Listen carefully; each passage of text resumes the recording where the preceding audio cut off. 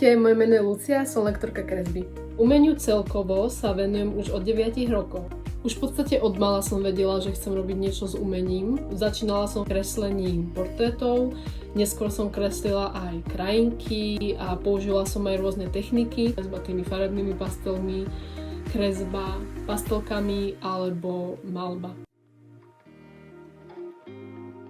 Študovala som súkromnú umeleckú školu v Žiline a študovala som vlastne odbor priestorová tvorba. Išlo tam o to, že sme vytvárali nábytky z dreva, rôzne detské hračky a tak, takže sa to netýkalo úplne len kresby a maľby, keďže ja už som v podstate kresliť a malovať vedela.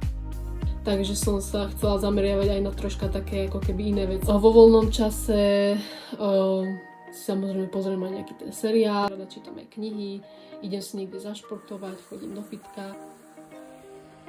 To je taký ten môj cieľ, v podstate robiť stále veľa vecí, ktoré ma nejak v podstate rozvíjajú. Čo sa týka mojich cieľov do budúcna, je tam veľa vecí v podstate, ktoré riešim, ale skôr také veci, ktoré sa týkajú takej tej blízkej budúcnosti. Nemám nejaké ciele na 5-10 rokov dopredu, keďže ešte neviem, čo bude. Momentálne mám individuálne kurzy, ale do budúcna plánujem spraviť aj skupinové kurzy, keď už budem mať viac žiakov.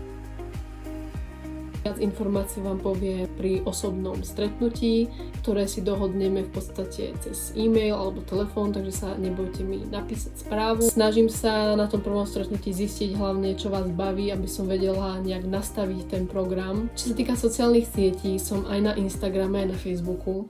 Veľmi aktívna som hlavne na Instagrame, kde mám svoju stránku Portréty šikovnej umelkyne.